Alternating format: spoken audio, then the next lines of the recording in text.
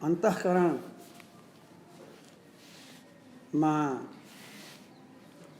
बसेको रहेको, अन्तःकरण ढाकेर बसेको चेतनको नाम आत्मा हो।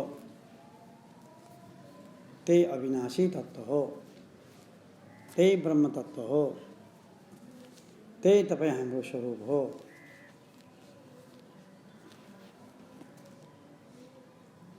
अन्तःकरणमा बसेर हामीलाई व्यवहार चलाउनका लागि हाम्रा शरीर, इन्द्रिय, मन, बुद्धि आदिलाई शक्ति प्रदान गरेर प्रवृत्त आफ्ना कर्म प्रवृत्त गराइदिने काम गरेछ। आत्मा चेतन भएको हुनाले शक्ति चेतनमा हुन्छ। त्यो चेतन सत्ताले अन्तःकरणमा बसेर हाम्रा इन्द्रियहरूलाई सबै कर्म इन्द्रिय, ज्ञानेन्द्रिय, मन बुद्धि आदिलाई आफ्ना कर्म गर्नमा प्रेरणा दिइरहेको छ, सत्ता प्रदान गरिरहेको छ, शक्ति प्रदान गरिरहेको छ, लगाइरहेको छ। यदि आत्मा नहुने हो भने चिदाभास खडा हुँदैन। चिदाभास खडा नभएपछि शरीर, इन्द्र, मन, बुद्धिले काम गर्दैनन्।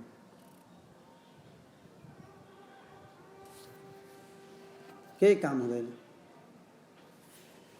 त्यसैले हाम्रो जीवन, सर्वलोकैका जीवनम, सबैलाई जीवन प्रदान गर्ने एक तत्त्व आत्मतत्त्व नै हो।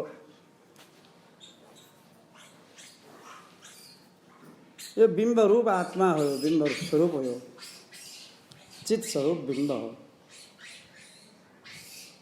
प्रतिबिम्ब चिदाभास हो, बिम्ब चैतन्य आत्मा हो। त्यो प्रतिबिम्ब बनाइदिने साधन चाहिँ तपाईँ हाम्रो अन्तःकरण हो, मन हो। बस छोटकरी छ।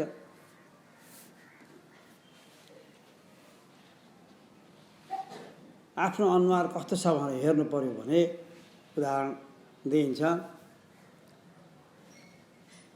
आफ्नो अनुहार हेर्नको लागि पहिला यो अनुहार हुनु पर्यो, घाँटीमाथिको आफ्नो अनुहार हुनु पर्यो। बिम्ब, यो बिम्ब हो।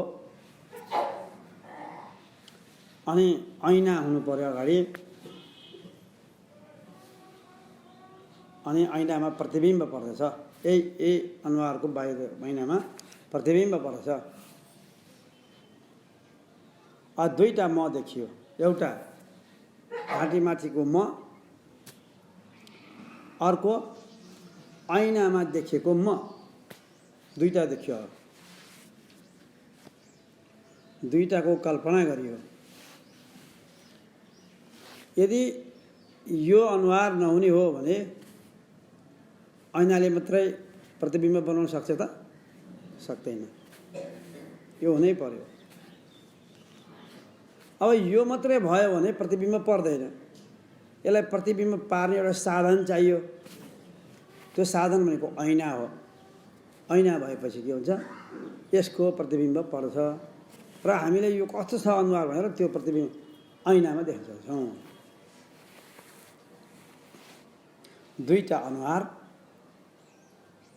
एउटा घाँटीमाथि, एउटा ऐनामा। अनुहार प्रष्ट। प्रतिबिम्ब ऐनामा देखिएको चाहिँ ऐनाको साधनको कारणले भएको हो। त्यो प्रतिबिम्ब हो। प्रतिबिम्ब नाश हुन्छ। ऐना हटाइदियो भने अहिले नाश हुन्छ। यहाँ हेरिरहेको बेला ऐना यस्तो हटाइदिनु, बस प्रतिबिम्ब छैन तुरुन्तै।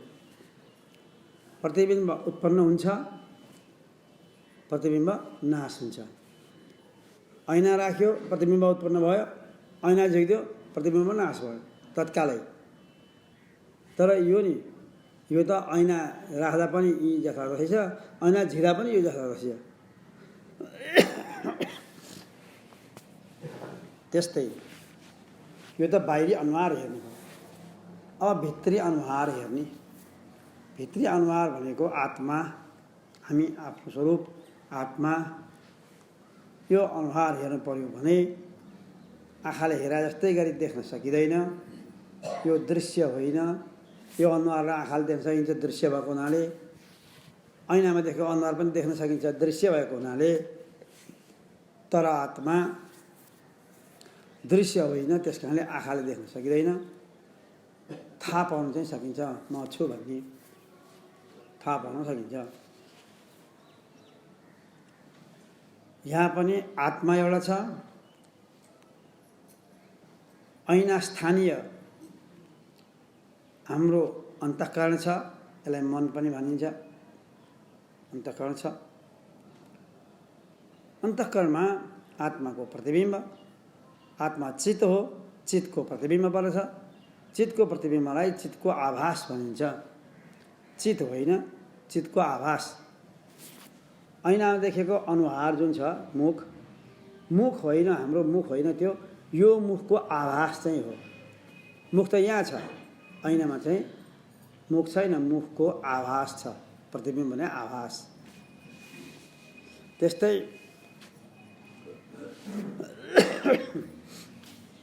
चैतन्य आत्मा छ, अन्तःकरण ढाकेर बस्या। यही अन्तःकरण छ मन। यही मनमा, अन्तःकरणमा आत्माको आभास छ। आत्मा चित्त स्वरूप हो, चित्तको आभास छ। चित्तको आभासलाई चिदाभास भनिन्छ। चिदाभास भएपछि कर्ता भोक्ता परमात्मा सबै खडा भइहाल्यो। म कर्ता हुँ, भोक्ता हुँ, परमात्मा जान्नेवाला ज्ञाता हुँ। अनि तेरो मेरो शरीरमा अहमता, शरीरसँग सम्बन्धित अरूमा ममता सबै उडेर आउँछ। शरीरलाई म भनेपछि यो बिस्तार जन्मिन्छ, पहिला बिस्तार बढ्छ, एक अवस्थाबाट अर्को अवस्थामा पुग्छ। शैशव अवस्थामा आमाको काखमा खेल्थ्यौँ, अहिले ठुलो भयो, बाँवी शरीर टुक्टुको हिँड्यो। कौमार अवस्थामा पुग्दै गयौँ, अझ ठुलो हुन थाल्यौँ। युवा अवस्था, झन् ठुलो भयो प्रौढावस्था, अझ झन् धेरै भयो वृद्धावस्था। यसरी परिवर्तनशील छ यो शरीर, परिवर्तनशील छ। दिनदिनै परिवर्तन भइरहेको छ, थाहा हुँदैन। अलि धेरै देख्ने मान्छे धेरै दिनको ग्यापपछि बल्ल थाहा पाउँछ। यो त मैले सानो यत्रोमा देखाएको थिएँ, अहिले त यत्रो भइसकेको छ। यी विभिन्न किसिमका कुराहरू हामी भन्ने गर्छौँ। अलि धेरै ग्याप भएपछि बल्ल थाहा हुन्छ बढेको। दिनदिनै बढे थाहा हुँदैन, दिनदिनै घट्या पनि थाहा हुँदैन।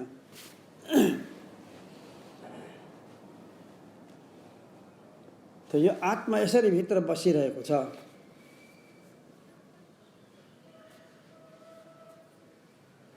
नाना छिद्र घटोदर स्थित महा दीप प्रभा भास्वरम ज्ञानम यस्य तु चक्षुरादिकरण द्वारा बहिस्पन्दते जानामीति तमेव भान्तमनुभाति तत्समस्तं जगत् तस्मै श्री गुरुमूर्तये नमः इदं श्री दक्षिणामूर्तये।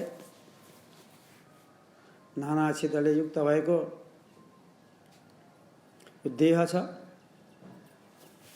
विभिन्न छिद्रहरू छन् देहमा। आँखाका दुईटा छिद्र भए, प्वाल, कानका, नाकका, मुखका, गुदद्वार, मुखद्वार आदि नवद्वार। यो छिद्र छिद्र भएको माटोको घैँटो हो यो शरीर। पञ्चमहाभूतले बनेको माटोकै हो पार्थिव शरीर। पृथ्वीको अंश धेरै भएर बनेको छ। त्यसैले यसलाई पृथ्वीको अंश धेरै भएर बन्या हुनाले यसलाई पार्थिव शरीर भनेर भनेको हो। पृथ्वीबाट उत्पन्न भएकै अन्न अनाजहरू खाएर यो शरीर बढ्दै बढ्दै आएको छ। त्यो अन्न खान छोडिदियो भने बिस्तारै घट्दै घट्दै पनि जान्छ। त्यसैले पृथ्वीबाट उत्पन्न भएको चिजहरू खाएर बढेको ठुलो भएको हुनाले यसलाई पार्थिव शरीर। यसरी यो शरीर बढ्दै बढ्दै पनि जान्छ, घट्दै घट्दै पनि जान्छ। नाना छिद्रले युक्त भएको यो शरीरभित्र एउटा यस्तो तत्त्व छ जसलाई चेतन सत्ता भनेर भनिन्छ। त्यो चैतन्य सत्ता भनेको आत्मसत्ता हो। ब्रह्मसत्ता हो। त्यो ब्रह्मसत्ता भित्र बसेर शरीरलाई चलायमान गरिरहेको छ। सत्ता प्रदान गरेर, शक्ति प्रदान गरेर चलाइरहन्छ। त्यो ईश्वर हो, त्यो भगवान हो। ईश्वर सर्वभूतानां हृदयेर्जुन तिष्ठति भ्रामयन् सर्वभूतानि यन्त्रारूढानि मायया। ईश्वर सर्वत्र व्याप्त हुनुहुन्छ। कर्म गर्नका लागि, क्रिया गर्नका लागि हाम्रो शरीरभित्र अन्तःकरणमा हृदय आकाशमा बसिरहेको छ। हृदयेर्जुन तिष्ठति, हे अर्जुन हृदयमा बसिरहेको छ। हृदयेर्जुन तिष्ठति के गर्छ? भ्रामयन् सर्वभूतानि, सबै प्राणीहरूलाई घुमाइरहेको, चलाएको छ। बिहानदेखि बेलुकासम्म चलाइरहन्छ। कता जाने हो, के गर्ने हो, के काम गर्ने हो, सबै काम गराइने काम सबै प्राणीहरूलाई भित्र बसेर चलाउनेवाला भित्र अर्को छ। त्यसलाई चेतन सत्ता आत्मा भनिन्छ। त्यो आत्मा आफू हो। अब ऐना भए प्रतिबिम्ब पर्छ, ऐना नभए प्रतिबिम्ब छैन। बिम्ब मुख मात्रै हुन्छ। प्रतिबिम्ब विनाशी रहेछ, ऐना हटाउने त्यो नाश हुन्छ, थाहा भइहाल्यो। त्यस्तै यहाँ पनि अन्तःकरण रूपी ऐना भएको हुनाले चिदाभास खडा भयो। यदि अन्तःकरण रूपी ऐना नहुने हो भने चिदाभास खडा हुँदैन। चिदाभास खडा नभएपछि प्रतिबिम्ब छैन। प्रतिबिम्ब नभएपछि कर्ता भोक्ता प्रमाता सबै छैन। के छ त? बिम्ब रूप आत्मा मात्रै छ। आत्मा भनेको आफू, आफू मात्र छ। सारा द्वैत प्रपञ्च खडा गरेर भगवान मचाउने को हो त? भन्दाखेरि अन्तःकरण। अन्तःकरण त्यो धेरै कुराहरू देखिन थाले। अहम्ता र ममताले ढाक्न थाल्यो, जसले गर्दाखेरि जन्म मृत्यु हुन थाल्यो, बन्धन प्राप्त भयो। अनादिकालदेखि जन्मिरहेको अनन्तकालसम्म जन्मिरहन्छ, मरिरहन्छ। एक जन्म बिताउँछ, कर्म गर्छ, फेरि कर्मको संस्कार बढ्छ, प्रारब्ध समाप्त हुन्छ, यो जन्म जान्छ, अर्को जन्म लिन्छ त्यो प्रारब्ध भोग्नको लागि। अर्को जन्म लिन्छ, भोग्छ, सुख पनि भोग्छ, दुःख पनि भोग्छ।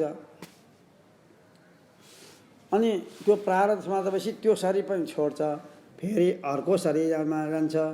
यसरी पुनरपि जननम पुनरपि मरणम पुनरपि जननी जठरे शयनम यह संसारे खलु दुस्तारे कृपया पारे पाहि मुरारे भज गोविंदम गोविंदम भज मूढमते। जन्म मृत्युको चक्र चलिरहन्छ। यसलाई सृष्टि चक्र भनिन्छ।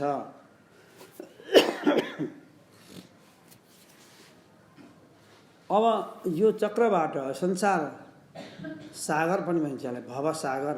भव भनेको संसार। संसारको सागरमा चुर्लुममा डुबिरहेका छौँ हामी। यो बताइयो अनादि माया सुप्तो यदा जीव प्रबोध्यते अजम अनिद्रम स्वप्नम अद्वैतम बुध्यते तदा। अनादि मायामा सुतिरहेका छौँ। मायाको कारणले गर्दाखेरि शरीरमा म भन्ने बुद्धि, थुल सूक्ष्म कारण आदि तिनवटा शरीरमा म भन्ने बुद्धि र ती शरीरसँग सम्बन्धलाई मेरो भन्ने बुद्धि भइरहेको छ। जसले गर्दाखेरि म र मेरोले गर्दाखेरि हामी बन्धनमा परेका छौँ। यसबाट 84 लाख योनि प्राप्त भइरहन्छ घुमेर। यस्ता जन्म हाम्रा कति बिते अझ कति बित्ने हुन् थाहा छैन। यदि ब्रह्मज्ञान गर्न सकेनौँ भने यो अनन्तकालसम्म चलिरहन्छ। यसको अन्त्य हुनेवाला छैन। यो भवसागरबाट पार हुने उपाय यो 84 लाख योनिबाट उत्रिनको लागि एउटै मात्र बाटो छ, गुरुको शरण। जबसम्म गुरुको शरणमा हामी जाँदैनौँ तबसम्म बाटो कसले बताइदिने? बाटो आफूले देखाए त हाम्रा अनन्त जन्म बितेर गए नि। बाटो देखेर त्यो ठाउँमा पुग्नु पर्थ्यो नि, सकेनौँ। भवसागरमै चुर्लुममा डुबिरहेका छौँ।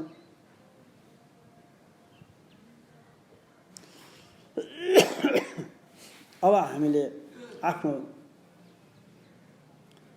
बलले नभ्याउने भयौँ। गुरुको शरणमा जानुपर्छ। त्यसैले गुरु नभइकन ज्ञान हुँदैन भनेर भन्छ शास्त्रमा। अब गुरुले बताइदिनुहुन्छ, गुरुको शरणमा जानु पर्यो। कसरी जाने?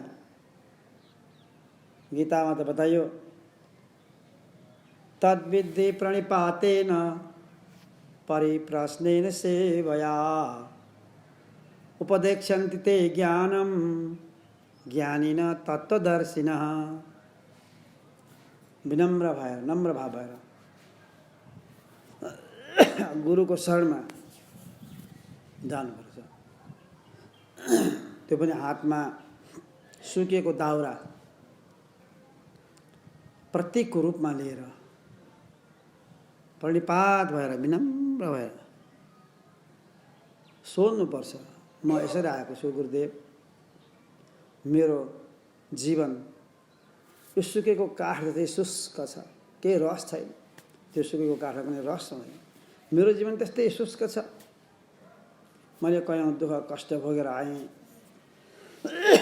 अझै पनि कति भोग्नु पर्ने थाहा छैन। अब मलाई संसार मिठो लाग्न छोड्यो। संसार मिठो लागुन्जेलसम्म मान्छे यता लाग्दैन, सत्सङ्गमा बस्दैन, लाग्दैन। किनकि संसारै मिठो लागेछ, राम्रो लागेछ। जब संसारबाट अलिअलि वैराग्य उत्पन्न हुन्छ, यो संसार पनि एक दिन नाश हो, नाश हुन्छ। या संसार नाश भएन भने यो संसारका पदार्थहरू भोग गर्ने यो शरीर त नाश हुन्छ। हामीले देखेका छौँ, भोग गर्ने शरीर नाश हुन्छ। भने यस्तो विनाशशील शरीर पाएर अविनाशी तत्त्वलाई हामीले खोज्नुपर्ने छ। त्यस कारणले गुरुको शरणमा जानुपर्छ। हे गुरुदेव, मेरो कल्याण कसरी हुने हो यो बताइदिनुहोस् भनेर सोध्नुपर्छ। दुर्वार संसार दवानि तप्तं दोधूयमानं दुरदृष्टवातै भीतं प्रपन्नं परिपाहि मृत्यो शरण्यमन्यं यदहं न जाने। हे गुरुदेव, यो संसार रूपी डढेलोले डढेलोले खाइसक्यो मलाई, पोलिरहेछ। कहिल्यै पनि यो संसारबाट उम्किन मैले सकिनँ। उतै पनि छ, उतै छ, उतै छ, उतै छ, दुःख छ, कष्ट छ। यसबाट मैले पार पाउन सकिनँ। संसार रूपी डढेलो हो, आगो दन भएर आइरहेछ चारैतिर, दसैँ दिशाबाट। बिचमा परेको छु, पिल्सिहेरेको छु म त। यसबाट पार हुने उपाय के हो? म त भयभीत भएर भीतम प्रपन्नम परिपाहि मृत्यु। त्यो मृत्युको सागरमा चुल्लुमा डुबेको छु। त्यो मृत्युदेखि डराएर म हजुरको शरणमा आएको छु। मलाई शरण लिनुहोस् गुरुदेव। मेरो कल्याण कसरी हुन्छ? मैले कसरी आत्मतत्त्व साक्षात्कार गर्न सक्छु? के गरी यो भव बन्धन छुट्दछ, संसार रूपी बन्धन? मलाई यो बताइदिनुहोस् भनेर गुरुको शरणमा यसरी विनम्र भएर जब जानुपर्छ। अनि कृपा सिन्धु, दयाका सागर गुरुहरूले त्यस्ता कुरा बताइदिनुहुनेछ। सान्त्वना दिनुहुन्छ। पहिलेबाट डराएर आएको शिष्यलाई, संसार दावा नैले डढेलोले पिल्सेर आएको, दुःख पाएको शिष्यलाई आफ्ना अमृत रूपी वाणीले सेचन गर्नुहुन्छ। गुरुले भन्नुहुन्छ, मा भैष्ट विद्वान् तब नास्ति उपाय संसार सिन्धोस्तरणोत्युपाय। येनैव यातायतयोऽस्य पारं तमेव मार्गं तव निर्दिशामि। पहिले भनिदिनु भयो महावैश्य विद्वान, हे विद्वान भन्नु सम्बोधन डराएर आएको छ।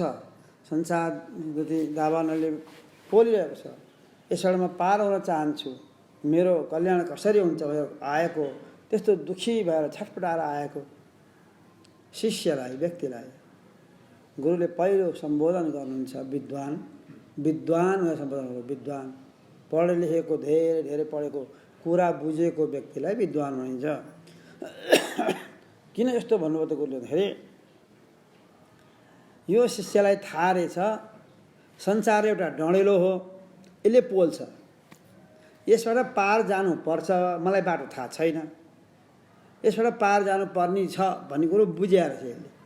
त्यसकारण यतिको कुरा बुझाए मान्छे विद्वान हो। त्यसैले विद्वान भन्नुहुन्छ महाभैष्ट विद्वान तब नास्ति पाय। न डराऊ, न डराऊ, डराउनु पर्दैन, सान्त्वना दिनुभयो।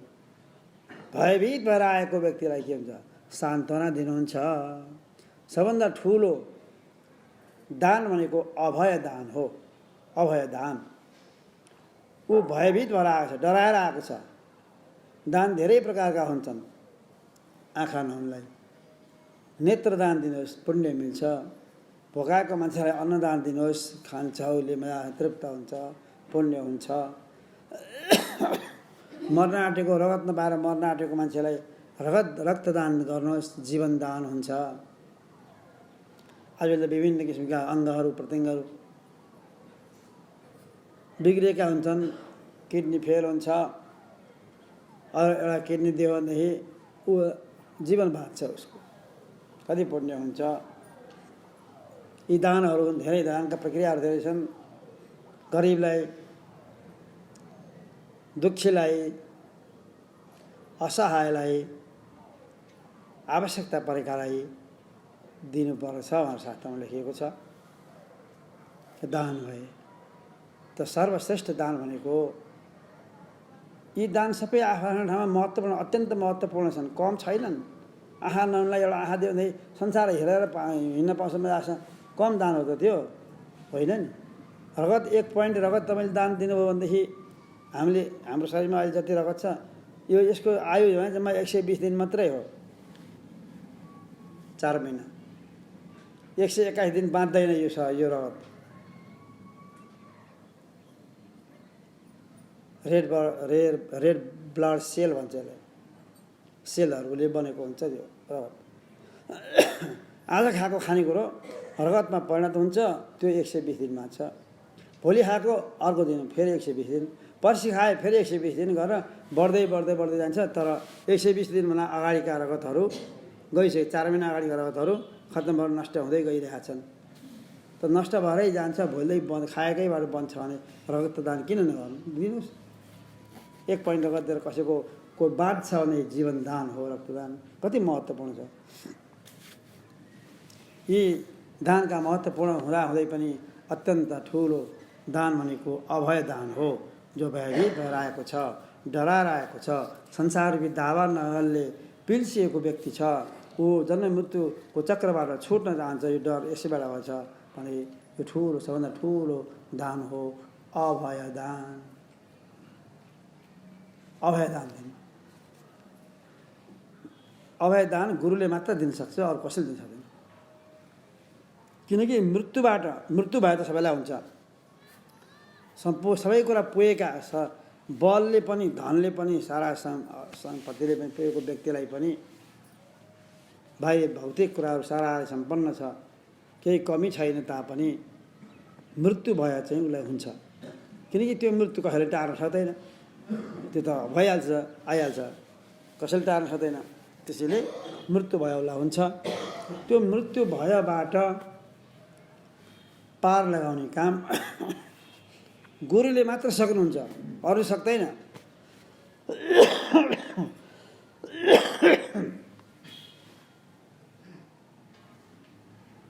त्यसैले गुरुको शरण जानुपर्छ यसरी। अनि गुरुले भन्नुहुन्छ महाभैष्ठ विद्वान। पहिले भन्नु तिमी नडर, पहिलो नडर भएन, पहिले सुखमै तिम्रो नाश हुँदैन। तब नास्ति उपाय, तिम्रो नाश हुने जुन भनेका छौ त्यसको उपाय छ, नाश नहुने उपाय छ, नमर्ने उपाय छ। मर्न आँटेको, दुखी भएको, संसार सागरमा चुल्लुमा डुबेको, भवसागरमा परेको, जन्म मृत्युको चक्करमा परेको, 84 लाखमा घुमिरहने जीवात्मा तपाईँ हामीलाई गुरुले भन्नुहुन्छ तिमी नडर, यो मृत्युबाट पनि तर्ने उपाय छ भन्नु। ढुक्क भएको रहेछ नि त, बाटो त रहेछ नि। अब गुरुले बताउनुहुन्छ संसार सिन्धोस् तरणोत्युपाय। संसाररूपी सिन्धु, समुद्र, सागर, पानीको सागर होइन, हिन्द महासागर, आन्ध्र महासागर, प्रशान्त महासागर होइन, संसाररूपी सागर, भवसागर, जन्म मृत्युको सागर, 84 लाख योनिको सागर, दुःखको सागर हो। यो सागरबाट तर्ने उपाय छ। संसार सिन्धोस् तरणोत्युपाय, त्यसको उपाय छ, म तिमीलाई बताउँछु, तिमी नडराऊ। कसरी भयभीत भएको व्यक्तिलाई समेटेर गुरुले लिनुभयो। ढुक्क भयो शिष्य, ए अब त मृत्युलाई पनि जित्न सकिने भयो, नमर्ने भयो नि त। अब दुःख छुट्ने भयो, संसार सागरबाट पार तरिने बाटो रहेछ त, गुरुले बताउँछु भन्नुभयो। ढुक्क भयो शिष्य, निर्धक्कसँग। त्यसैले गुरु कहाँ श्रद्धा साथ जानुपर्छ भनेको थियो। श्रद्धा र विश्वास, शास्त्रले भनेका कुरा र गुरुले भन्नुभएको कुरामा विश्वास गर्नु नै श्रद्धा हो। यसो श्रद्धा साथ जानुपर्छ। श्रद्धा नलिकन गयो भने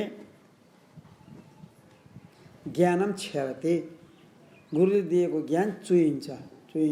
चुइने भाँडामा पानी हाल्यो, गाग्री थियो एउटा, त्यो गाग्रीमा पानी थाप्या हो, तर मुनतिर पाल्दो रहेछ। कति बेर ठिक, एकछिन त पानी गाग्रीभरि पानी हुन्छ, थाप्या त एकछिन बोकेर तल राख्दाखेरि त जम्मै चुहेर गयो, केही बाँकी रहँदैन। त्यस्तै श्रद्धा नराखिकन सुनेको ज्ञान चुइन्छ। श्रद्धा भनेको गुरुले भनेको कुरामा विश्वास गर्नु, शास्त्रले भनेको कुरामा विश्वास गर्नु, बस यही हो। यही हो श्रद्धा। जोसँग श्रद्धा छ उसले ज्ञान प्राप्त गर्छ। गीतामा भगवानले भन्नुभयो श्रद्धावान लभते ज्ञानम, श्रद्धावानले मात्रै ज्ञान प्राप्त गर्छ। श्रद्धा छैन भने ज्ञान प्राप्त हुँदैन। पाएको ज्ञान पनि चुहिएर जान्छ, अड्दैन। गुरु भन्नुहुन्छ संसार सागरबाट तर्ने उपाय छ बाबु, शिष्य तिमी नडराऊ। त्यो बाटो धेरै महात्माहरू गएका छन्, ऋषिमुनिहरू। एनैव याता यतयोऽस्य पारं तमेव मार्गं तव निर्दिशामि। जुन बाटोबाट धेरै ठुला ठुला यतिहरू, महन्तहरू, महात्माहरू, विद्वानहरू तरेर गएका छन्, जुन बाटोबाट तरेर गएका छन्, भवसागर तरेर गएका छन्, त्यो बाटो मलाई थाहा छ। म तिमीलाई त्यो बाटो बताउने छु, तिमी नडर। तमेव मार्गम तव निर्दिशामि, त्यो बाटो म तिमीलाई देखाउँछु, तिमी डराउनु पर्दैन भनेर आफ्नो शरणमा आएको शिष्यलाई गुरुले यसरी सान्त्वना दिएर बताउनुहुन्छ।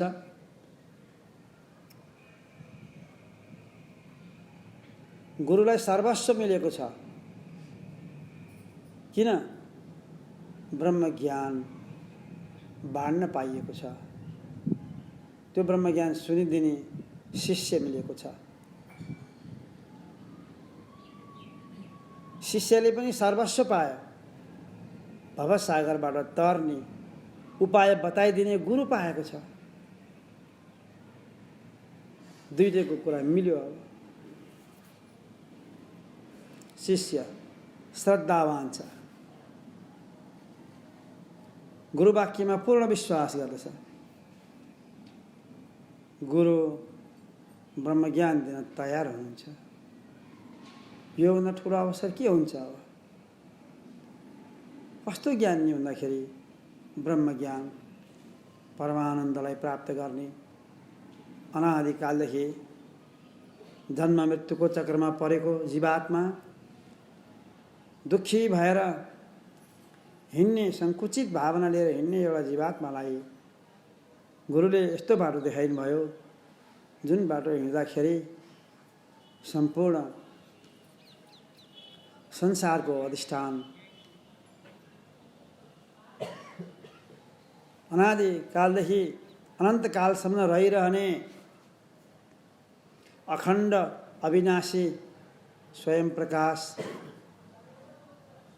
अखण्ड आनन्द स्वरूप यो ब्रह्मको बोध गराइदिनुहुन्छ गुरुले शिष्यलाई। अब योभन्दा ठुलो अवसर कहाँ मिल्छ र? गुरु शिष्यको सम्बन्ध यस्तो सम्बन्ध हो, योभन्दा ठुलो सम्बन्ध कसैको हुँदैन।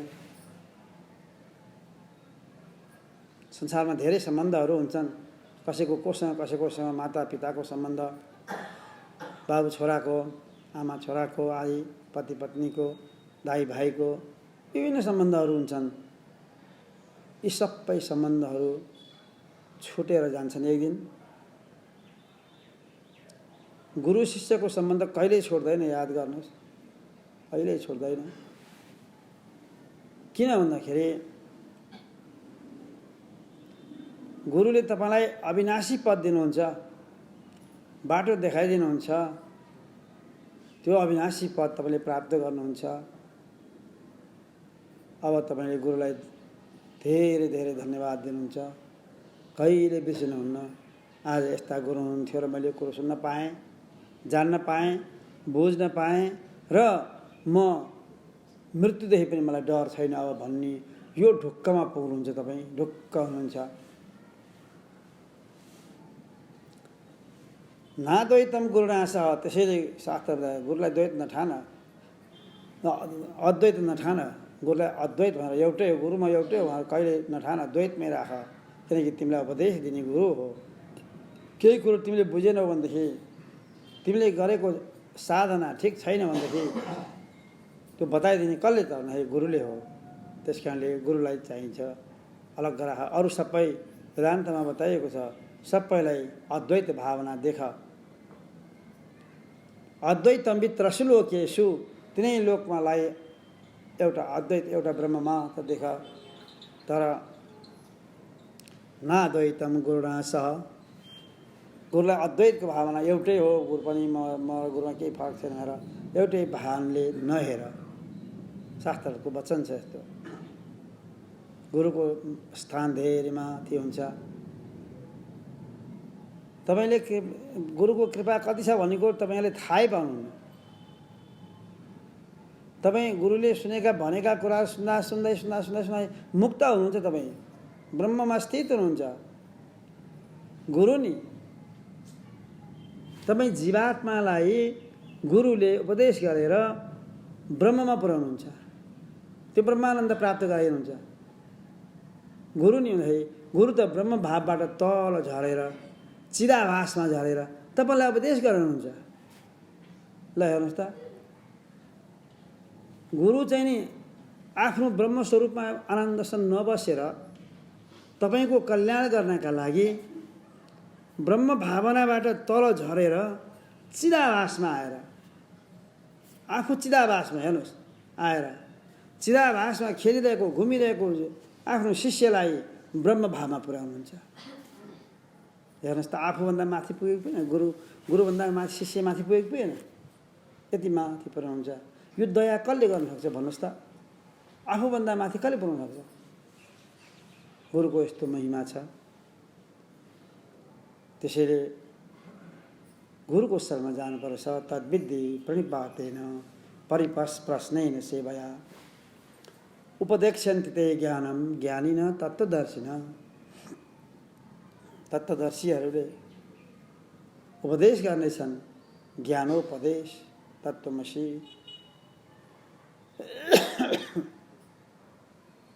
त्यसैले महावैष्ट विद्वान तब नास्ति उपाय संसार सिन्धोस्तरणोत्पाय येनैव यातायातस्य पारम तमेव मार्गम तब निर्दिशामि। गुरुले अँगाल्नु भयो शिष्यलाई, तिमीलाई म बाटो देखाउँछु। सुरु गर्नु चाहिँ तलदेखि वेदान्तको तल थुल सरीदेखि शिष्यलाई बढाउनुहुन्छ, सिकाउनुहुन्छ, सोध्नुहुन्छ। सोद्धा सोध्दै शिष्यमा ज्ञान आफसे आफ बढ्दै जान्छ। एक, गुरुको कृपा, यसलाई म ज्ञान दिएर अविनाशी तत्त्वमा स्थित गराउँछु भन्ने गुरुको कृपा छ। दोस्रो, गुरु उपदेश गर्नका लागि अगाडि सर्नु भएको छ, कृपा वर्षा छ। तेस्रो, उसले संसारका सारा चिजलाई लात मारेर गुरुको शरणमा गएको छ त्यो तत्त्व बुझ्नका लागि।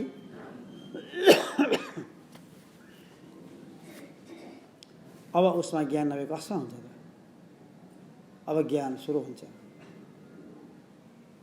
पहिला त अज्ञानी नै हुन्छ, अज्ञानी नै हो। स्थूल शरीर सोध्छ, तिमी को हौ? अनि म यही हो नि गुरुदेव भन्नु पर्यो। थुल शरीरबाट उठाउनुहुन्छ। गुरुले पहिला भन्नुहुन्छ, अब तिमी अविनाशी तत्त्व हौ, तिम्रो नाश हुँदैन। तिमी पहिला पनि थियौ भूतकालमा, तिमी अहिले वर्तमान कालमा पनि छौ र तिमी पछि भविष्यकालमा पनि रहिरहनेछौ। तिमी अखण्ड आनन्द स्वरूप हौ, सत्स्वरूप हौ, चित स्वरूप हौ, आनन्द स्वरूप हौ र अद्वितीय स्वरूप हौ। उद्देश्य राखिदिनुहुन्छ पहिला। उद्देश्य के लिनु? उडी छुनु चन्द्र एक लक्ष्मीप्रसाद देवकोटाले भन्नुभयो, सबभन्दा ठुलो उद्देश्य राख्नुपर्छ। चन्द्रमा छुने उद्देश्य राखेको थियो, अरू देशका मान्छेहरू छोइहाल्यो, चन्द्रमा पुगिहाल्यो, उद्देश्य थियो नि। यहाँ पनि उद्देश्य के? ब्रह्म प्राप्तिको उद्देश्य। थुल शरीरलाई नै म भनेर हिँडेको शिष्यलाई तिमी अविनाशी तत्त्व हौ, तिमी भूतकालमा, वर्तमान कालमा, भविष्यकालमा रहिरहनेछौ, तिमी अखण्ड आनन्द स्वरूप हौ, सच्चित आनन्द अद्वितीय स्वरूप हौ। यसरी सुरु गर्नुहुन्छ। शिष्य श्रद्धा राखेर आएको छ, गुरुको वाक्यमा विश्वास गर्दछ। म अविनाशी तत्त्व हुँ, म भूतमा पनि थिएँ, अहिले पनि छु, पछि छु, म सच्चिदानन्द स्वरूप हुँ। गुरुले भनेको कुरामा विश्वास छ उसलाई।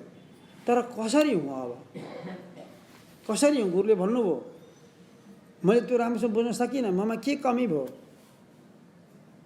भन्दा उसले विचार गर्छ। भूतमा थियो भने त भूतकालमा त यो शरीर थिएन, अनि भविष्यमा पनि हुन्छौ भनेर भन्नुभएको थियो, भविष्यमा पनि यो शरीर रहिरहँदैन। अब गुरुलाई फेरि सोध्छ, गुरु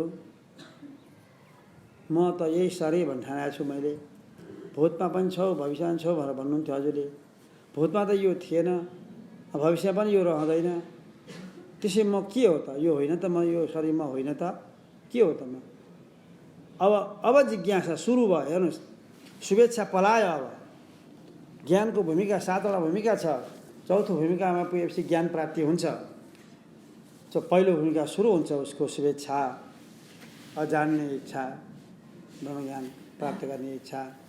उसलाई सुरु भयो, यो शरीर म त यो शरीर होइन रहेछु म त, किनकि यो शरीर 3 कालमा छैन, भूत पनि छैन, भविष्य पनि छैन, हुँदैन। अब गुरुले भन्छ, तिमी यो शरीर होइनौ। के हो त त्यो शरीर नभएदेखि? तिमी त आत्मा स्वरूप हौ। पहिले उद्देश्य राखिदिइहाल्नु। आत्मा के हो? देखा छैन, नदेखिकन कसरी पत्याउने? आत्माको स्वरूप अस्ति भाँति प्रिय हो। गुरु भनिदिनुहुन्छ आत्मा स्वरूप तिमी हौ, आत्माको स्वरूप अस्ति भाँति प्रिय हो, विचार गर तिमी।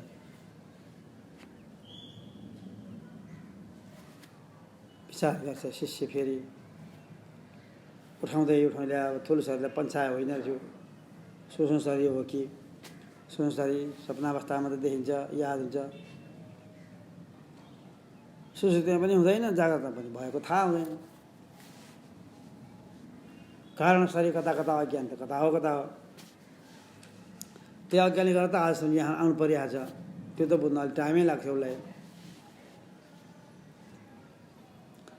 त म आत्मा हुँ भने कसरी हुँ त? गुरुले भन्नुभएको छ म आत्मा हुँ, आत्माको स्वरूप अस्ति भाँति प्रिय। अस्ति भनेको छ, भाँति भनेको भान पनि हुन्छ र प्रिय पनि छ, अखण्ड प्रिय पनि छ। त्यो के हो त? त्यो आत्मा हो। अब के खोज्ने? अब यहीँभित्र खोज्नु थाल्यो विचार गरेर। त्यो दृश्य होइन,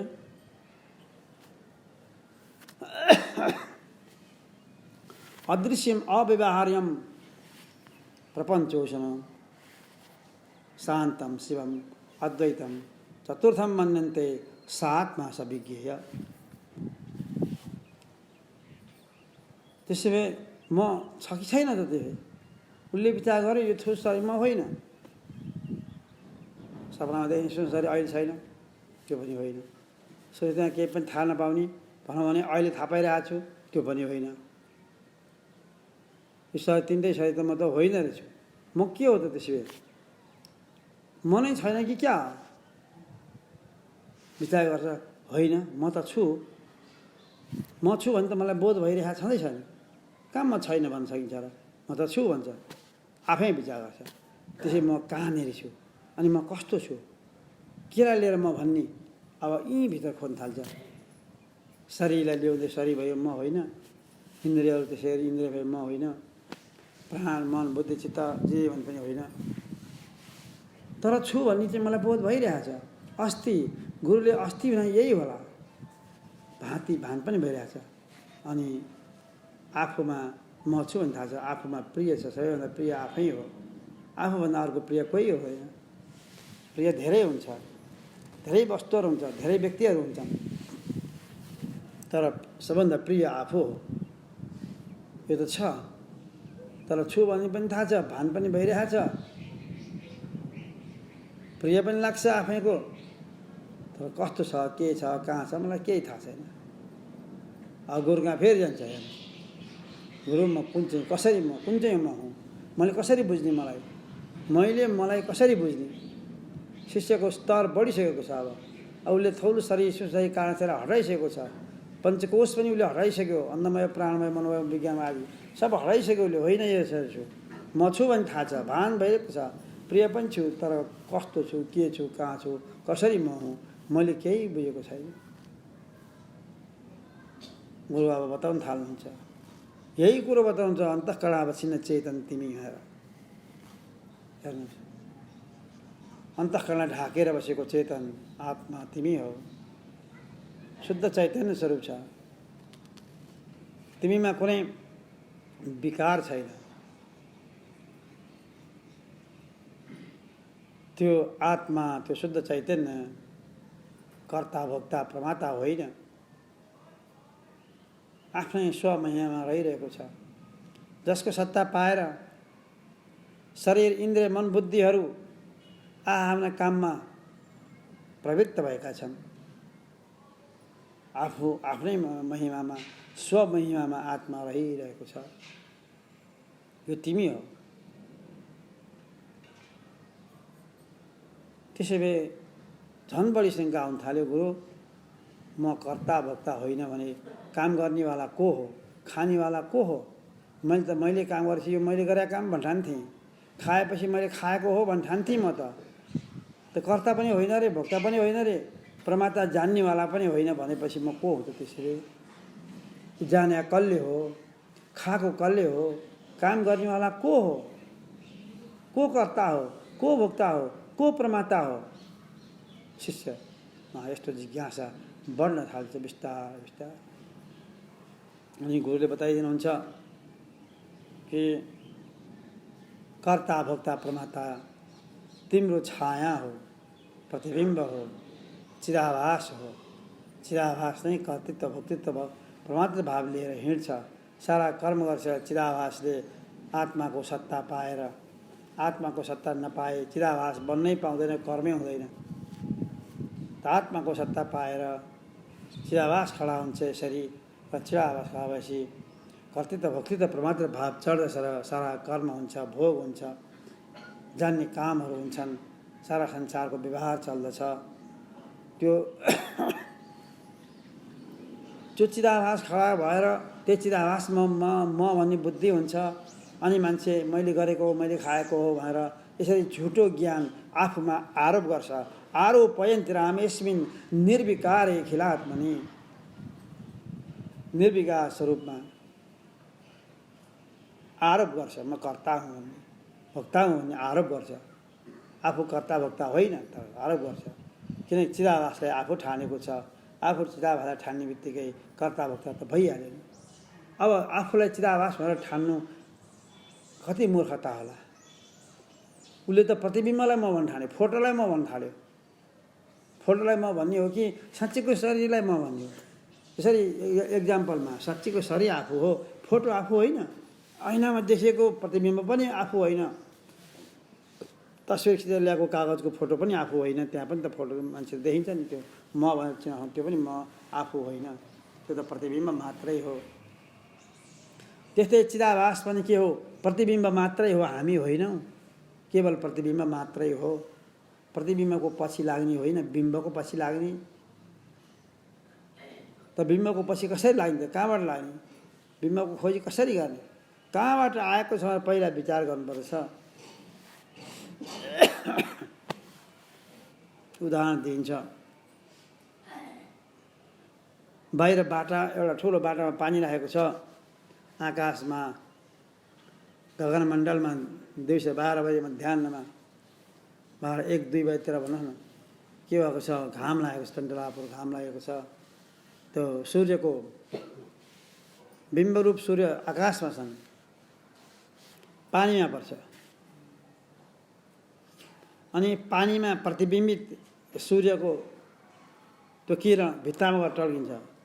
बाहिर बाटा छ, बाटामा सूर्यको किरण पऱ्यो, त्यहाँ पऱ्यो, त्यहाँ सूर्य टल्केर त्यसको रिफ्लेक्सन छाया भित्तामा पुग्छ। जति डिग्रीबाट आएको छ त्यति नै डिग्रीमा उता जान्छ। भित्तामा सूर्य देखिन्छ गोल। यसो गर्दाखेरि सूर्यबाट त्यो भित्ता जान नपर्ने, सबैले छेक्या हुनुपर्ने, तर पुगेका छन्। के पुगेको त छाया पुगिरहेको छ, छिरेर प्रतिबिम्ब पुगिरहेको छ। अब त्यो सूर्य कहाँबाट आयो? त्यो बिम्ब हो कि प्रतिबिम्ब हो? यो प्रतिबिम्ब हो। कहाँबाट आयो? बिम्ब भए त आजसम्म कहिले आएको थिएन, आज मात्रै आयो, प्रतिबिम्ब हो। बिम्ब त सधैँ हुन्छ, प्रतिबिम्ब कहिले हुन्छ, कहिले हुँदैन। हिजो अस्ति यहाँ सूर्यको त्यो गोलो देखिएको थिएन, आज देखियो, त्यस कारण यो आउनेवाला जानेवाला रहेछ, अनि यो प्रतिबिम्ब हो। यो कहाँबाट आयो भनेर यसो हेऱ्यो भनेदेखि बाटामा पुगिन्छ। त्यसको प्रतिबिम्ब ठ्याक्क सिधा बाटामा पुग्यो। अनि बाटामा त सूर्य हुँदैन। त्यो बाटामा सूर्य कहाँबाट आयो खोज्दाखेरि अब त्यही डिग्रीमा आकाशमा पुग्छ मान्छे। आकाशमा गगनमण्डलमा उदाइरहेका भुवन भास्कर सूर्य देख्दछ। त प्रतिबिम्बले के गर्यो? बिम्बलाई देखाइदियो। प्रतिबिम्बले बिम्बलाई देखाइदियो। त्यसै गरी चिदाभास प्रतिबिम्ब हो। चिदाभास कहाँबाट खडा भयो भनेर विचार गर्नु पर्यो। अन्तःकरणबाट। अन्तःकरणमा प्रतिबिम्ब पर्ने तत्त्व चाहिँ के हो? बिम्ब के हो? आत्मा। चिदाभासले आत्मामा पुर्याइयो। म त आत्मा रहेछु, बिम्ब स्वरूप आत्मा रहेछु भनेर चिदाभासलाई त्यागेर त बिम्ब स्वरूप आत्मामा ऊ लाग्दछ। अब बिम्ब रूपमा लाग्ने बित्तिकै चिदाभास सबै गयो। यसरी आफ्नो शरणमा आएका शिष्यलाई भयभीत भएर संसारवी डढेलोले खाइसकेको पिल्सिएको भक्तलाई, शिष्यलाई गुरुले यसरी ज्ञानको उपदेश गर्नुहुन्छ, बाटो देखाउँदै भन्नुहुन्छ, तिमी नडराऊ, संसार सागरबाट पार्ने उपाय म छ, म बताउँछु भनेर सान्त्वना दिँदै अब शरीर ठुल शरीर देखेर उठाउँदै ल्याउनुहुन्छ र ब्रह्म परमात्मा स्थित गराउनुहुन्छ अनि मात्र के हुन्छ शिष्य के हुन्छ संसार सागरबाट पार हुन्छ र ऊ ब्रह्मस्वरूपमा स्थित हुन्छ। यो प्रसङ्ग त भर्खर ठुलसरीबाट उठेको छ। अब पछिको भोलिको प्रसङ्गमा बताइन्छ। बाँकी समय आज भइसक्यो। हरि ओम तत्सत्। ओम पूर्णमदः पूर्णमिदम्